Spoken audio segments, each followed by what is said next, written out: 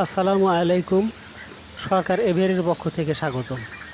তো বন্ধুরা, বর্তমানে সারা দেশের উপর দিয়ে বয়ে যাচ্ছে তীব্র তাপপ্রবাহ। প্রচণ্ড গরমে জনজীবন অতিষ্ঠ।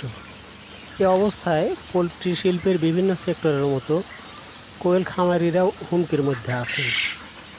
এই গরমে কিভাবে আপনার খামারকে রক্ষা করবেন সে বিষয়ে একটু ধারণা দেওয়ার চেষ্টা করব ইনশাআল্লাহ।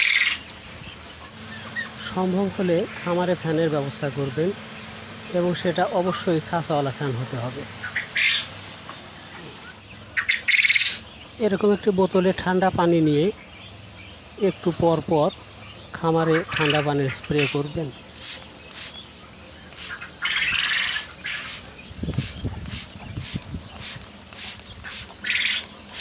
পানির পাত্র বাড়িয়ে দিতে হবে। সবসময় ঠান্ডা পানির ব্যবস্থা রাখতে হবে।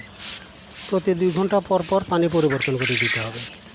দিনের বেলায় পানির সাথে ইলেকট্রোলাইট জাতীয় ওষুধ অথবা ভিটামিন সি কিংবা স্যালাইন অথবা লেবুর রস দিতে পারেন।